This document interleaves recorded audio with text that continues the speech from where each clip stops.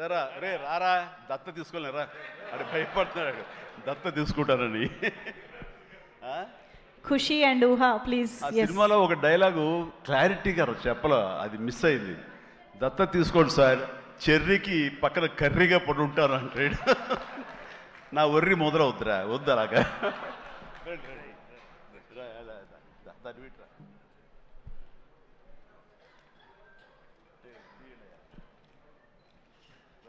చాలా బాగా చేశారా, ఎక్సలెంట్ నాన్న, ఓకేరా.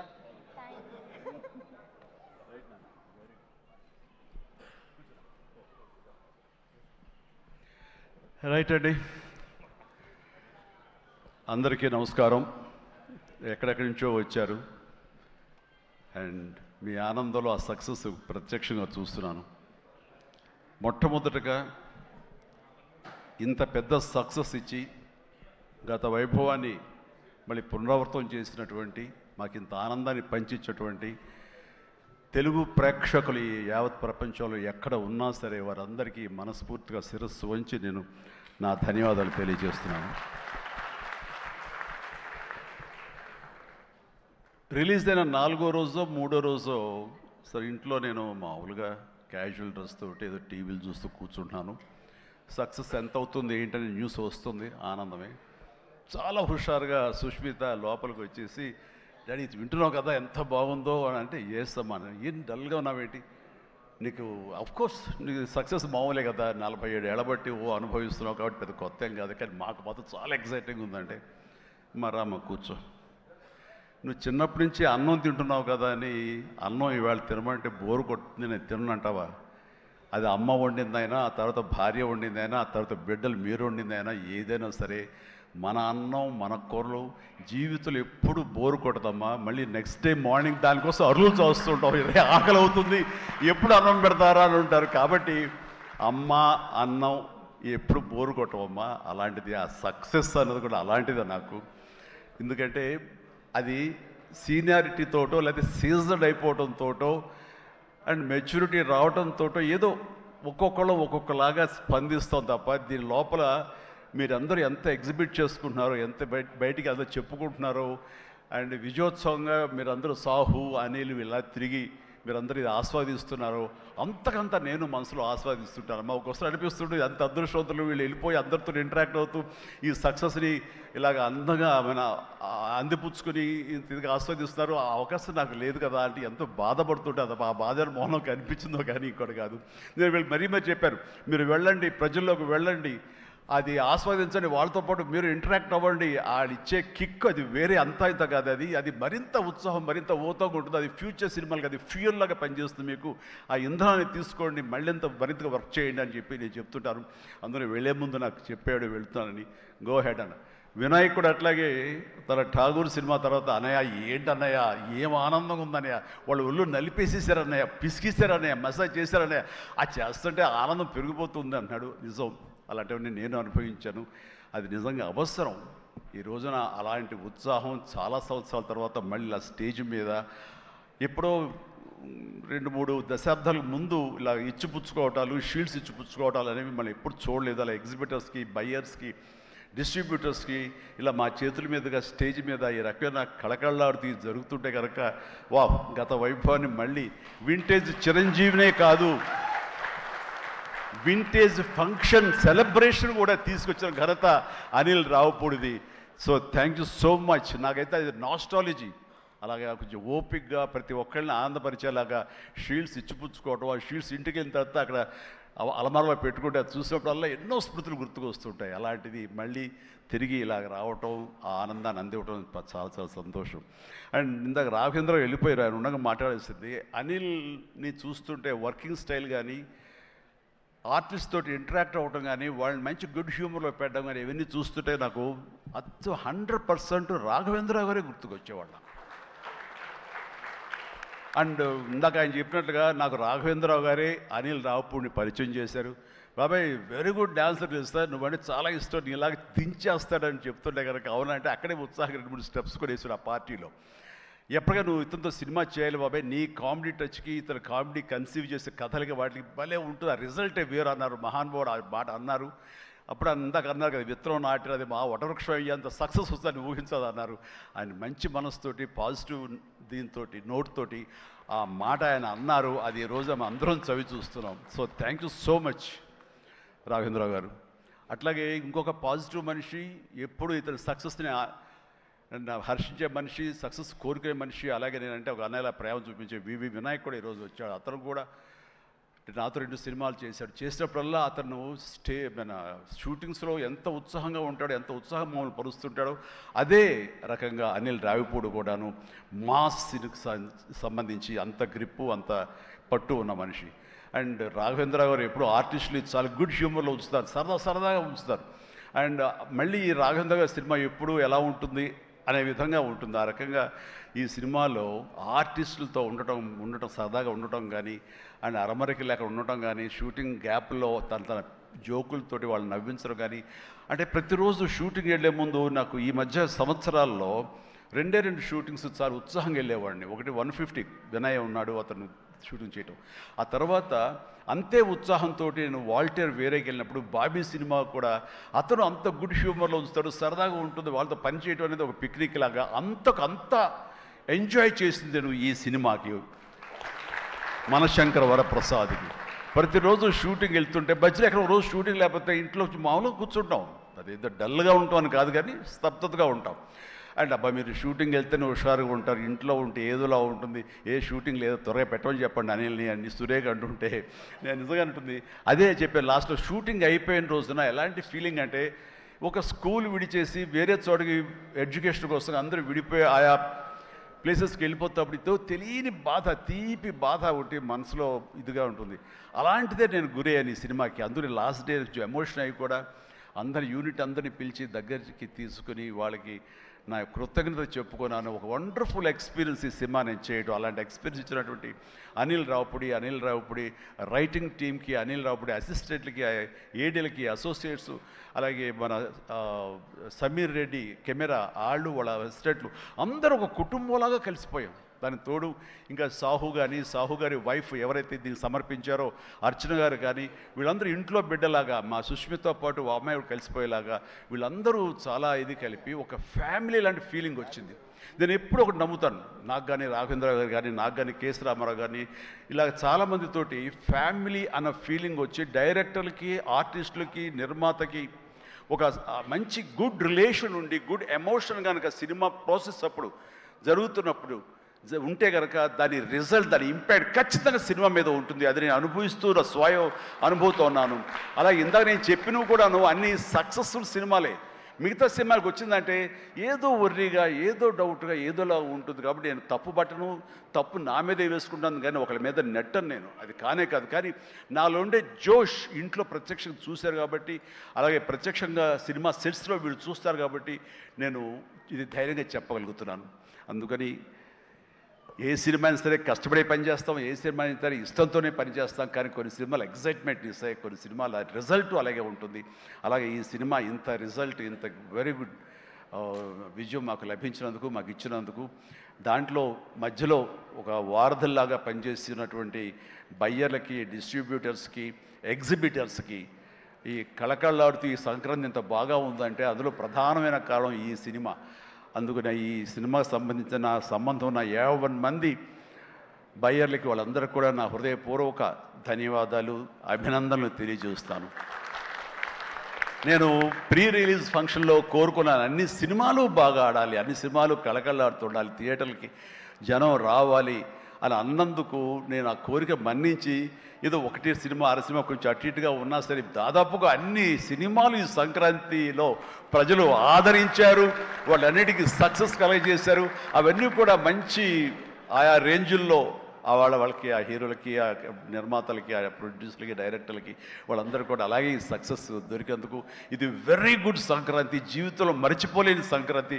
ముఖ్యంగా ఏంది వెంకీ సంక్రాంతి అంటే అదిరిపోతుంది, సంక్రాంతి చూస్తావు అన్నట్లుగా అదే చూసాము, అదే అదిరిపోయింది Sankranti. Thank you.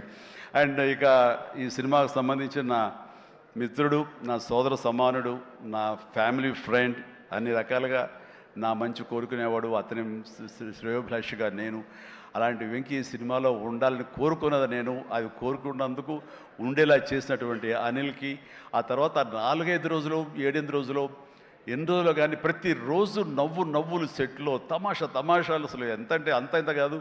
And youngsters feel అవుతారు, టీనేజ్ బాయ్స్ అలా ఫీల్ అయిపోయి ఇద్దరం.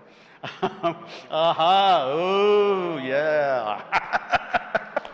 ఇదే అల్లరి ఇదే రకంగా ఉంటుండేది. అందుకని ఆ సినిమాలో అప్పటిదాకా ఏముండదండి, చిరాగా ఉంటాడు. టేక్ అనగానే ఆ హుషారు ఎక్కడి నుంచి వస్తావు అంటే ఇలా అసలు అంతా ఇదే కాదు. అండ్ నా సాంగ్స్కి అతను డ్యాన్స్ చేయటం, అతని సాంగ్ నేను రిపీట్ చేయటం, ఇలాంటి కాన్సెప్ట్ పెట్టి ఇద్దరి మధ్య బ్యాలెన్స్ చేసి ఎవ్వరికి ఏ అసంతృప్తి లేకుండా చేసి well knitted film with 2 super stars 2 big stars అన్న కలిసి తన తెలివితేటని ప్రదర్శించుకున్నాడు అనిల్ రియల్గానే. ఇతని డైరెక్షను, ఇతను కన్సీవ్ చేసినటువంటి ఆ సాంగ్, ఆ సీన్స్ ఇవన్నీ కూడాను, అది వెంకీ ఇంట్రో కానీ అవన్నీ చూస్తుంటే ఎంత ప్లాన్ చేశాడు, ఎంత బాగా ఆలోచించాడు అంటే అంత ఇంత కాదు. అండ్ అందుకని ఎంత పెద్ద యాక్టర్లతోనే సరే, ఎంత పెద్ద సినిమా సరే హ్యాండిల్ చేసేంత కెపాసిటీ క్యాపబిలిటీస్ ఉన్నటువంటి ఫ్యూచర్, మన Telugu industry future Anil Ravipudi. And Anil Ravipudi నాతో సినిమా మళ్ళీ చేస్తావా లేదా అది నీ ఇష్టం, అది అందుకనే కారు వచ్చేసింది ఇంకెందుకు అనుకోవచ్చు, నువ్వు పని అయిపోయిందని. లేకపోతే చెప్పు హెలికాప్టర్ ఇస్తావు, చెప్పు మళ్ళీ చేస్తానంటావు. కాబట్టి అది కాదు కానీ నిజంగానే నాకైతే ఇమ్మీడియట్గా మరొక సక్సెస్, ఇంకో షూటింగ్ కావాలి, మరొక సినిమా కావాలి కాదు, కానీ ఈ సినిమా చేస్తున్నప్పుడు ఎక్స్పీరియన్స్ ఉంది, అది మాత్రం నిజంగా మళ్ళీ ఎంజాయ్ చేయాలని నేను కోరుకుంటున్నాను, వెంకీ లాంటి మనిషి కోరుకుంటున్నాడు. బట్ ఎవరికి వస్తుందో ఛాన్స్, ఎలా వస్తుందో తెలియదు. ఇద్దరికి కలిపి వచ్చి ఫుల్ ఫెడ్జెడ్ సినిమాలు ఉంటే మాత్రం ఇద్దరిని చాలా చక్కగా బ్యాలెన్స్ చేయగలడు అన్న భరోసా, నమ్మకం ఇప్పుడు ఇండస్ట్రీకి మాకు అందరికీ ఇచ్చేసాడు. కాబట్టి definitely it has to happen when he only knows, nobody nose. And ఇక సుష్మిత, ముందు సాహు గురించి చెప్పాలి. వెరీ కంపోజ్డ్ పర్సన్, నవ్వే గగనం అన్నట్లుగా అసలు నవ్వటం కూడా ఉండదు. ఏ మనిషి సీరియస్ మనిషి ఏమో అనుకుంటాను. హాయ్ గుడ్ మార్నింగ్ సాహు అంటే సార్ అంతే, హలో అంతే తప్ప మళ్ళీ రోజంతా ఏదో ఉంటుంది, మరీ ఏదో ఇంట్రెస్టింగ్ ఉంటుంది. అలాంటిది ఈ సినిమా ఫస్ట్ టైం రషెస్ చూసిన తర్వాత వచ్చి మాట్లాడాడు, తెగ మాట్లాడి కొట్టేస్తామండి, ఇంకా నేను సినిమా మిగతా సినిమా చూడాల్సిన అవసరం లేదు, చాలా బాగుంది, తీయేటర్లో చూసుకోవటమే అదిరిపోయింది అని అంటే అతను ఆ మాత్రం ఎక్స్ప్రెషన్ ఇవ్వటం అనేది చాలా పెద్ద విషయం అండి. అన్నాడంటే కనుక సినిమా అంత గ్రేట్ హిట్ అయిపోతుంది అని అన్నాడు. ఆ రోజే ఈ విజయం గురించి ముందుగా హింట్ ఇచ్చిన వ్యక్తి సాహు గారపాటి. అండ్ తన కంపోజ్డ్ నేచర్ కానివ్వండి, తను చిన్న వయసులోనే తీసిన సినిమాలు తక్కువైనా సరే వాటిని సమర్థవంతంగా వాటిని తెరపైన సెట్స్ పైన నడిపించిన విధానం కానివ్వండి, అటు ఎగ్జిబిట్ చేసిన విధానం కానివ్వండి, అది చాలా చాలా బాగుంది. అండ్ ఆర్టిస్టులు అందరినీ కూడా చాలా బాగా చూసుకున్నాడు. ముఖ్యంగా వాళ్ళ వైఫ్ అర్చన కూడా ఒక ఫ్యామిలీలాగా కలిసిపోయింది అనమాట. And thank you so much. మళ్ళీ ఇంకోసారి కూడా చెప్పే అవకాశం ఇంకో స్టేజ్ మీద ఇస్తారు అనుకుంటున్నాను మీరంతా. Thank you so much. ఇక సుష్మిత విషయం నేను చెప్పాల్సి వస్తే, తను ఈ ఇండస్ట్రీలో తను రావాలి అని నిర్ణయించుకున్న తర్వాత ఫస్ట్ చెప్పింది రామ్ చరణ్కి, రా అని అక్క, నువ్వు డెఫినెట్లీ దిస్ గ్రేట్ ఇండస్ట్రీ, మనం ఇక్కడ అందరినీ మనం కనుక ఇక్కడ మనకి ఏం కావాలి, ఏ బ్రాంచ్లో మనం వెళ్ళాలి అని అంటే నాకు అదేమి లేదు. సినిమా ఇండస్ట్రీ నేను రాణించగలను అనేది నాకు ఐడియా లేదు. ఫస్ట్ ఆఫ్ ఆల్ ఏదో ఎంటర్ అవ్వాలి అంటే ఓ పని నా కాస్ట్యూమ్స్ అవి చూసుకోండి. రంగస్థలంలో తన కాస్ట్యూమ్స్ గురించి, రంగస్థలంలో కాస్ట్యూమ్స్ ఏమున్నాయి పాప, ఏముంటాయి అంటే ఏదోనా సరే లుంగి కానీ అది కానీ ఆ గెటప్ వస్తామని చెప్పి తను సుకుమార్ వాళ్ళందరి దీంట్లో డిజైన్ చేసుకుంటే చాలా రస్టిక్గా ఉండాలి, చాలా ఇదా ఉండాలి అంటారు. వాళ్ళు చెప్పిన మాట ఏంటంటే, ఒక చిరంజీవి గారు అమ్మాయి రామ్ చరణ్ సిస్టర్ అన్న ఫీలింగ్ లేకుండా గబుక్కుని ఏదో ఒక లుంగి కావాలంటే రాజమండ్రి ఆ ప్రాంతంలో కారు వేసుకుని తనే బయలుదేరి షాప్ తిరిగి డైరెక్టర్ కోరుకున్నటువంటి ఆ క్లాత్ కోసం తను తిరిగి చెమట కక్కుకుంటూ వచ్చి చేసింది అని చెప్పినప్పుడు నేను చాలా అంత కష్టపెడతా ఎవరు ఉంటారు కదా మా అసిస్టెంట్ అంటే నాకేం తెలియదు, మళ్ళీ వాడిని పంపిస్తే ఏం చేస్తారో ఏమో తెలియదు, నేనే వెళ్ళానంటూ అంటే కష్టానికి నెరవక నాన్న నుంచి కానీ తర్వాత తమ్ముడి నుంచి కానీ ఈ ఇండస్ట్రీలో రాణించాలంటే కష్టం ఒక్కటే పరమావధి, కష్టం ఒక్కటే నిజమైనటువంటి ఆయుధం, ఆ ఊతం అని తెలుసుకున్న మనిషిగా నాకు చాలా ఆనందం వచ్చింది. తను ఏవైనా ఇండస్ట్రీలో చేయగలదు, సాధించగలదు నమ్మకం ఫస్ట్ టైం ఆ రాజమండ్రి వీధుల్లో తను ఎవరో మర్చిపోయి ఒక కాస్ట్యూమర్ లాగా పరిగెత్తిందంటే that is the best thing. నేను దాన్ని మనస్ఫూర్తిగా దాన్ని హర్షిస్తున్నాను, వెల్కమ్ చేస్తున్నాను. ఆ తర్వాత నేను సినిమాలు చదివి ప్రొడ్యూసర్గా చేయాలనుకుంటున్నాను. నాకు ఇంట్రెస్ట్ కలుగుతుంది, ఇక్కడే సెటిల్ అవ్వాలనుకుంటే ఇది వండర్ఫుల్ ఇండస్ట్రీ అమ్మా. ఇక్కడ నువ్వు రాణించాలి అంటే కనుక ఖచ్చితంగా నీకు అవకాశం ఉంటుంది. ఇది ఒక దీనిలాగా ఎంతమంది వచ్చినా సరే అంతమందికి ప్లేస్ ఉంటుంది. అది ఎవరు రాణిస్తారు ఎవరు రాణించరు అనేది మన వ్యక్తిగత కష్టాన్ని బట్టి మన యొక్క గోల్స్ని బట్టి ఉంటాయి ఇక్కడ. కాబట్టి ఇంకొక విషయం, ఇండస్ట్రీ, ఈ పరిశ్రమ, సినీ పరిశ్రమ అనేది అద్దం లాంటిది. మనం ఎలాగా ఉంటామో మన స్వభావం కానీ, మన ఆహార్యం కానీ, మన థాట్స్ కానీ, మన స్వభావ భావాలు కానీ, ఇవన్నీ మన వ్యక్తిత్వం కానీ ఎలా ఉంటుందో అలాగే మనకి రిజల్ట్ కనబడుతుంటుంది.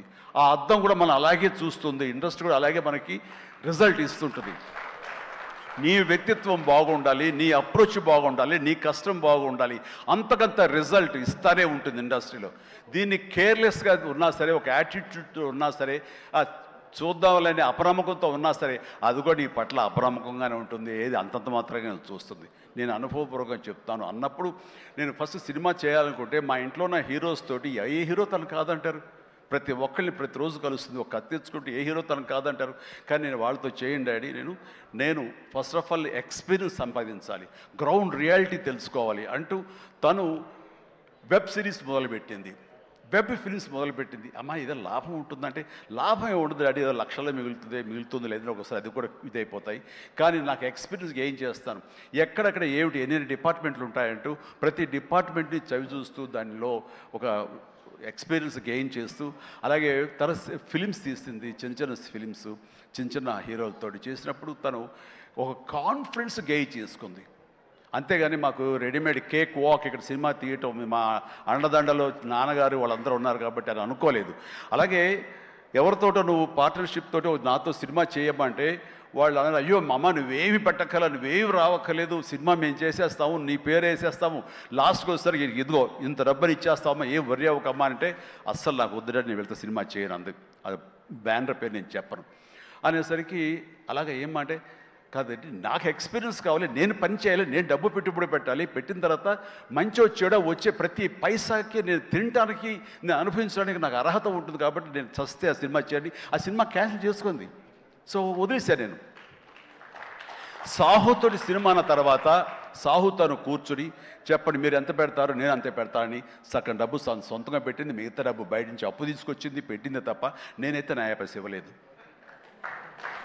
ఆ పైపెచ్చు ఇద్దరి నుంచి నాకు టైంకి కావాల్సిన రెమ్యునరేషన్ ఆయా సమయాల్లో నేను తీసుకుంటూనే ఉన్నాను తప్ప అది నేను ఇవ్వలేదు. అంత ప్రొఫెషనల్గా బిహేవ్ చేసింది.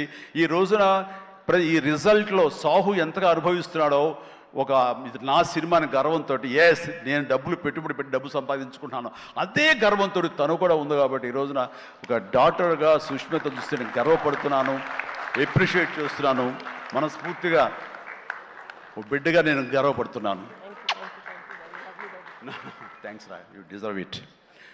సో అట్లాగా బిడ్డలు ఈ ఇండస్ట్రీలో రాణించాలి అంటే నిజంగా ప్రతి వాళ్ళు, అది ఏ బిడ్డ అయినా అవని, ఆడబిడ్డ అవని, మగబిడ్డ అవని, ఇండస్ట్రీలో రాణించాలి అంటే కనుక ఖచ్చితంగా ఎంకరేజ్ చేయాలి. ఇది గొప్ప ఇండస్ట్రీ అండి. ఇక్కడ ఎవరైనా రాణించలేదు, ఇక్కడ ఏదైనా నెగిటివ్ పీపుల్ ఉన్నారు, ఇక్కడ మాకు ఇలాంటి బిట్టర్ ఎక్స్పీరియన్స్ జరిగింది అంటే కనుక అది నీ తప్పిదం అవుతుందని నేను అనుకుంటున్న ప్రకారంగా నేను నమ్ముతున్నాను. నువ్వు స్ట్రిక్ట్గా ఉండి సీరియస్గా ఉంటే కనుక ఏ ఒక్కటి అడ్వాంటేజ్ తీసుకోవడానికి ప్రయత్నించారు, ఎలాంటి ఏదంటే క్యాస్ట్ కావచ్చు అలాంటివి ఏమి ఉండవండి. నీ బిహేవియర్ బట్టి ఉంటుంది. మీకుండే అభద్రతా భావంతో ఏమో అలాగేలా ఉండాలేమో అని ఉండకూడదు. ఎస్ నువ్వు ప్రొఫెషనల్గా ఉండు, అవతల కూడా ప్రొఫెషనల్గా ఉంటారు. ఈ ఇండస్ట్రీ అనేది ఒక అద్దం లాంటిది.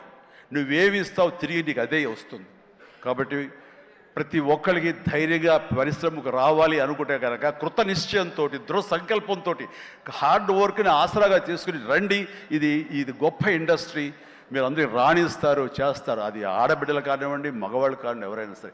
సో అది నేను వెల్కమ్ చేస్తున్నాను. దానికి ప్రత్యక్ష సాక్ష్యం సుష్మిత, అలాగే దత్తు గారి పిల్లలు స్వప్న దత్, ఇలాంటి వాళ్ళందరూ కూడా ఎంతోమంది, ఇది ప్రధానంగా ఇంత డిస్ట్రిబ్యూటర్స్ తరపునట్టు మాట్లాడిన సుప్రియ, వీళ్ళందరూ కూడా ఆ స్థాయి వాళ్ళు.